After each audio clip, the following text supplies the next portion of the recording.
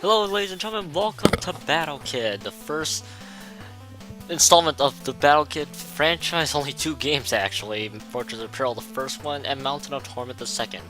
What we're going to be doing is we're going to be let's playing the first game on normal because, let me assure you, I'm going to have a heck of a time playing this game on unfair, which has no continues, no passwords, and to be blunt here, if you're doing TAS, unfair is the mode for you. If not, you're gonna have a hard time. So very hard would be horrible, hard would be horrible, easy would be stupid, so let's go normal. Normal actually allows me to basically explain all the features in this game, including the, I'm not even gonna bother with this. Oh no, what is it, Dr. B? Timmy, I just intercepted a disturbing transmission. What is it? It originated from the fortress of Il-Akab. What? Wasn't that place abandoned a long time ago? Yes, but this is no mistake. Someone is using it as a base. It was often nicknamed the Fortress of Peril due to the fact the wizard who inhabited it filled it with many traps and various creatures. No doubt the groove in there has taken command of things. The transmissions I intercepted speaks of something built over there, which is a super mech. I'm not even gonna bother reading dialogue at this point. I just gave up midway. Basically, we have to destroy this super mech that they're building because they might destroy the world with it. And we're introduced this battle suit because Timmy is gonna definitely infiltrate the fortress with his plain clothes. Basically, what this dialogue is pretty much explaining, this suit is basically Mega Man. You can shoot as many projectiles as you want. However, unlike Mega Man, this suit is basically a downgraded Mega Man suit. Because, I think she explained it here? Let me see. Yes, they explain here. The lightweight nature of this suit offers very little protection. Basically speaking, it's one hit, you die. And Timmy's going to do it. This young kid is gonna definitely save the world with a cardboard suit. I know it's like some kind of like really high advanced, high technology suit, but in my mind, it's a cardboard suit because it's one hit, you die.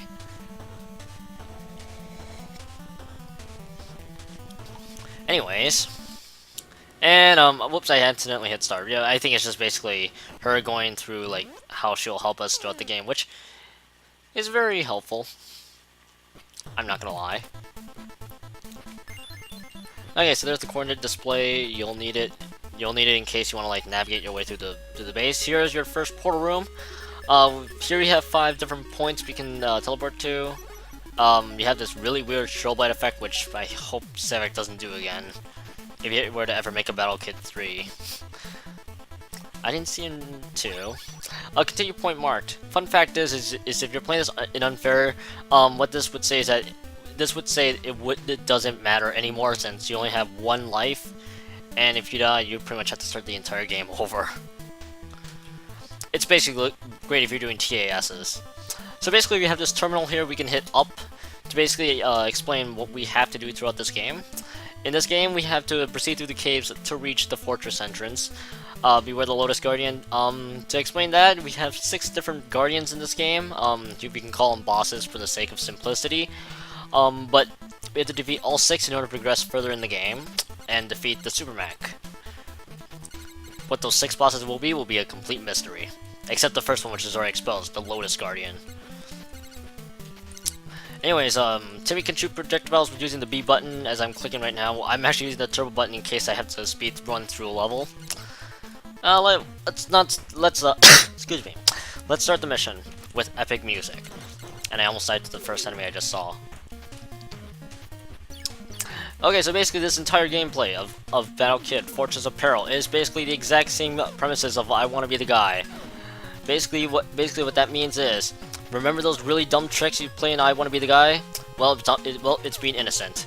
It doesn't hide the tricks. It just throws them out right at you instead. So it's better in that regard. By the way, it looks like I'm actually trying to play it with an actual NES. Unfortunately, I don't actually own an NES at home, so what that means is I can't play this game legally, which is unfortunate. I'm actually playing this with an emulator. Civac if you're watching this right now, rest assured I'll buy your game. Here we have this machine gun snail. Okay, we can shoot that one-eyed bat. Oh, yes, made it through that area. We just made a cakewalk out of that area. I'm gonna shoot these three guys. Those guys take one hit. All right, that's snail.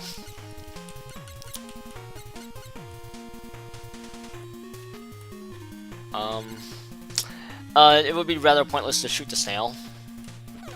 Yes, made it. Oh wow, we made it to that first continue point with no problem. Watch as this entire area becomes the bane of my existence. Anyways, yes, this is basically noted as a very difficult game, but I'm not gonna compare it to Battletoads because I've not played Battletoads enough. That is probably the stupidest way to get a game to get your first death in this entire game. I'll tell you that much. Is dying by failing a jump horribly. But I do have the advantages of using save states, but unfortunately, what is the point of that when I have infinite continues? If memory serves me, I go up. Going down, I think, leads to areas you can't access until you get certain items later in the game. Made it through. I'm not gonna make it. Nope. Okay, so yeah, you're gonna see a lot of game overs. I'm gonna show you that on that right now. Part of the reason behind it is because, as I mentioned before, one hit you die, and this game is very difficult. If you're playing this on easy, you are a wuss. I'm gonna say that right now because it literally hands you. You're literally just handed the damage amplification right away. If you're playing it in other difficulties, you're gonna have to find it through a hidden cave, which we'll show you later in the game. Actually, I'll just spoil it for you. You can't get the damage amplifier until much later into the game. I'm dead serious. So basically, if you want to kill the enemies right away, you're gonna need to wait a heck of a long time. Which is great, which I know sucks, but I think it's just better for the sake of just how difficult this game will be. I did have the option to play this on easy, but why would I do that? First of all, going over there would be death. Yes, made it to that area. Okay, well, I can one-hit those enemies. Oh, jeez. Okay, those guys take one hit. Actually, you know what? I'm gonna wait. Come on, I can make it. Yes! I can manipulate that snail. This is gonna be another checkpoint. I'm doing much more smoothly in this run than my previous run. Which is crazy to really think about. Okay, actually I'm gonna explain this block for just a moment. This block is a number 1 block. We can't break through it unless we get a certain item, which we'll get later in the game.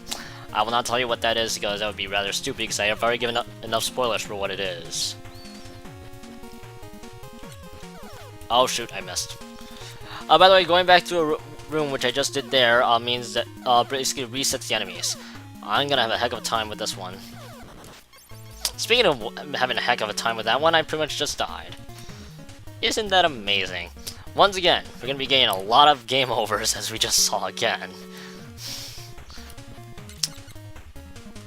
So, if you're gonna be expecting train wrecks for almost half the series, you're in for a treat. No, I don't think it would have made that anyway, so good thing. So I was pretty much dead. I was pretty much a dead kid right there. That one I just failed to jump. Don't be like me, guys. Make sure to always make your jumps.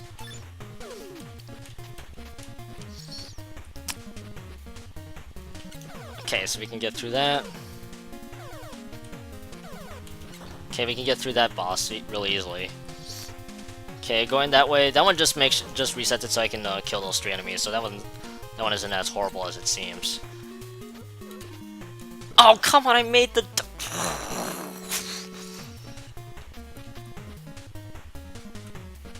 I made the jump. Are you kidding me? Okay, we can get through those. Okay, get through that really easily. There we go to the left. Once again, we can't get through this area until much later in the game. I actually think I know I think I got too distracted with that one. You did not see anything stupid. Actually, yeah. Now I remember where I can get that. Where I can get that down to break that one block. I was just trying to remember off the top of my head where to get it. By the way, I have seen videos of this game being played, TAS specifically. So once again, I do have the technology to pull off TAS runs like this. But what is the point? Okay. Yes! That jump... I made that jump a lot more difficult. Okay, that jump was not as hard. Watch as I die here. I made it. I made it. I know I can do it. Next room, I believe, is the boss. Actually, no, wait a minute. I can say that for a fact that it is the boss. So, I shouldn't have done that. Actually, I'm gonna reset it right here. So once you see those 3 doors of Doom right there, the one that Timmy is shooting at, those are boss doors. You'll encounter boss rooms that way, and the first one that we see is indeed the Lotus Guardian. By the way, I'm using a turbo button to defeat the bosses. It's much easier that way, and prevents train wrecks. This boss I specifically find using the turbo button specifically easy for, but only if you have the technology for that. See, I'm making quick work of this boss. I know it seems like it's cheating. You did not see anything. You did not see anything, guys. There we go. Got those 3 hits. We can do much better, Timmy. You're a one-kid wonder. Maybe I praised you a little too much there. Okay, this is where the deaths are seriously going to come in, so... so you're gonna have a... So, if you guys love protagonists dying consecutively, you're gonna love this game.